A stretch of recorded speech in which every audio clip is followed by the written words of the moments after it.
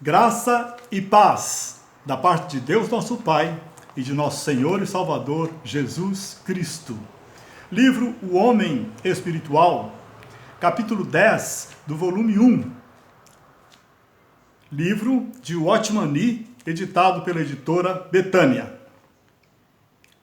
Libertos do pecado e da vida da alma. O caminho para a libertação.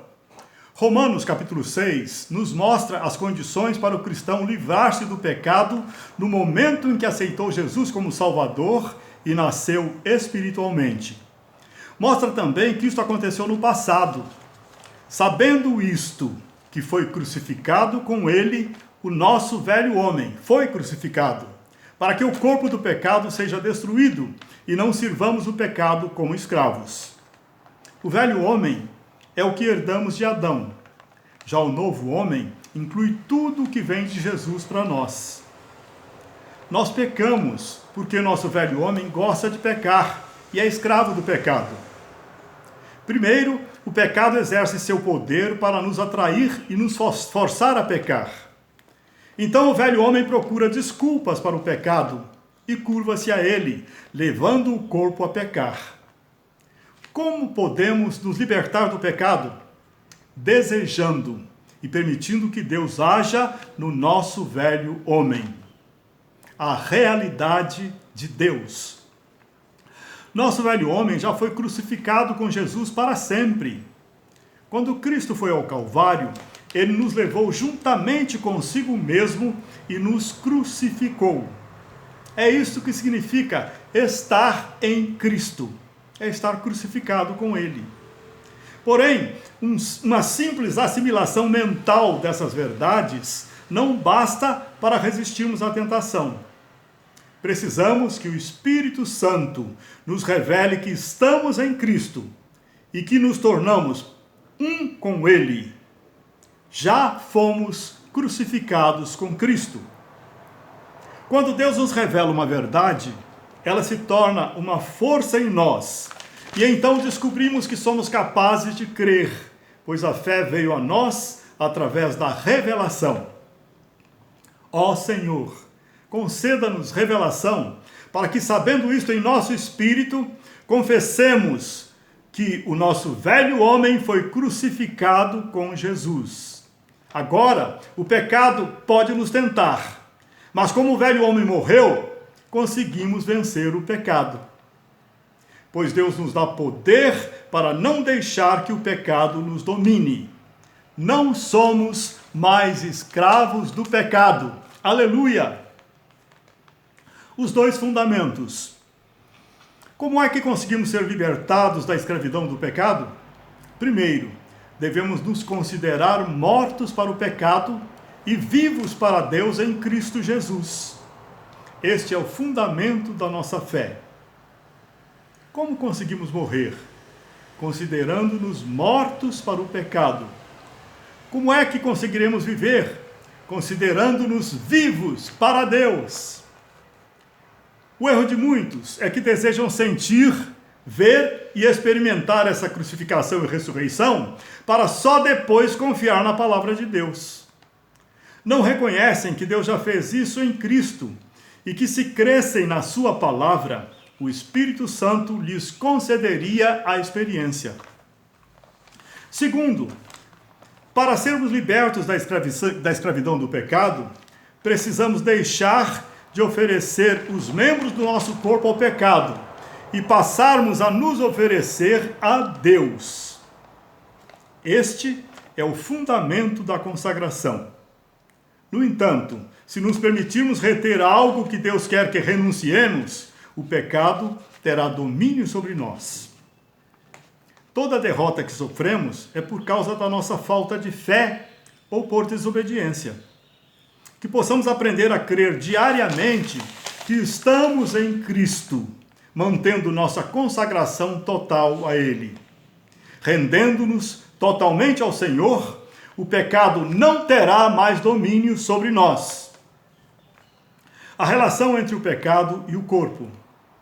O propósito da crucificação do velho homem é libertar o corpo do domínio do pecado, para que o novo homem tome o lugar do velho homem.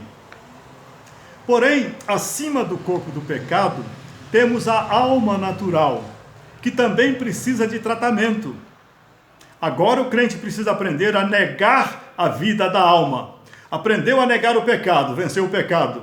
Agora precisa aprender a negar a vida da própria alma. Pois ela não se submete a Deus, é orgulhosa ou vive buscando o prazer. A alma é a vida. A vida natural da alma é inteiramente distante da nova vida que o Espírito Santo nos comunica por ocasião do novo nascimento. Pois o Espírito Santo nos comunica a própria vida não criada de Deus, que tem um poder sobrenatural. A alma e o pecado.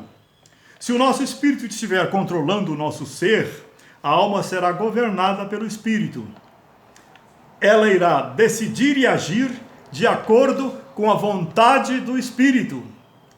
Entretanto, se o pecado estiver reinando no corpo, a alma será seduzida pelo pecado e usará sua vontade para decidir ou agir segundo o que o pecado deseja. Após a queda, o homem se tornou carnal e o pecado passou a reinar em seu corpo, tornando-se sua natureza e escravizando-o.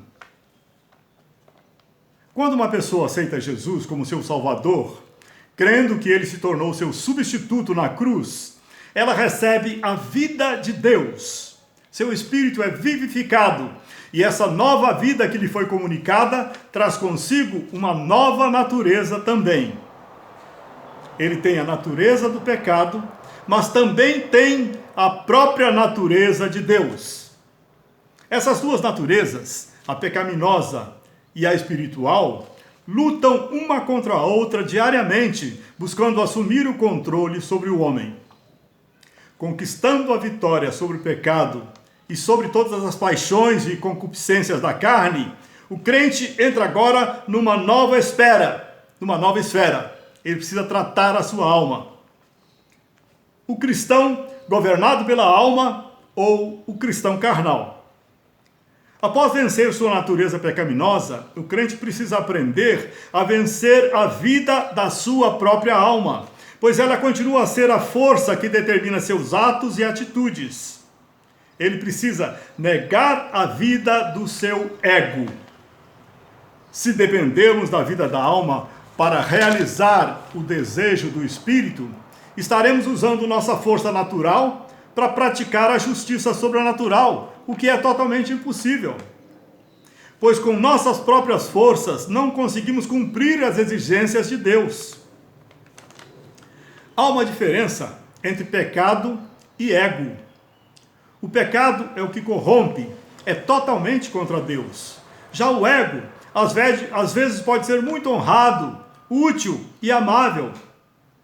O crente, por exemplo, pode tentar entender a Bíblia com a própria capacidade do seu ego. E muitas vezes, a busca do próprio crescimento espiritual também se origina no ego.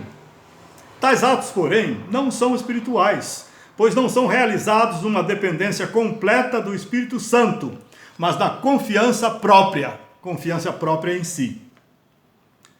A libertação do pecado é apenas o primeiro passo de uma vida vitoriosa, mas a vitória sobre o ego é um caminho pelo qual devemos andar pelo resto da vida. Temos de vencer diariamente a nós mesmos. Quem quiser me seguir, disse Jesus, negue-se a si mesmo. Temos de vencer diariamente a nós mesmos, ao nosso ego. Devemos renunciar a tudo que se origine em nós mesmos, ao que somos, ao que temos, ao que podemos fazer, para que possamos absorver a cada dia a vida de Cristo por meio do Espírito Santo. O cristão espiritual recebe o poder para o seu viver diário da vida que o Espírito Santo lhe dá. O cristão espiritual recebe o poder para o seu viver diário da vida que o Espírito Santo lhe dá. Ele não vive aqui na terra buscando fazer a sua própria vontade, mas busca fazer a vontade de Deus. O cristão carnal, embora tenha o poder do seu espírito, continua a depender das próprias forças e não tem condições de crescer espiritualmente. Viver no Espírito Santo não é apenas não cometer pecado, mas também não permitir que o ego continue prevalecendo em nós. A experiência de alma e espírito misturados. Nós temos a vida espiritual quando seguimos a orientação do nosso espírito, através da intuição. Note bem, temos a vida espiritual só quando seguimos a orientação do nosso espírito através da nossa intuição, que acontece no espírito. Não fazemos nada antes de esperar tranquilamente ouvir a voz do Espírito Santo em nosso espírito, pela intuição. Só depois que a ouvimos é que agimos obedecendo a ela. É somente o Espírito Santo que toma as iniciativas em nossa vida. Sempre que uma ação é necessária, buscamos o Senhor de todo o coração, conscientes da nossa fraqueza, pedindo-lhe que nos dê uma promessa. Depois de recebê-la, então agimos, considerando o poder do Espírito Santo como nosso. Já o crente carnal, dirigido por sua alma, é governado por seus pensamentos, decisões e desejos. Como seu espírito está cercado pela alma, ele é facilmente estimulado pela mente, porque o espírito e a alma permanecem unidos. Ele precisa separar o espírito da sua alma e passar a viver pela fé, confiando só no Espírito Santo.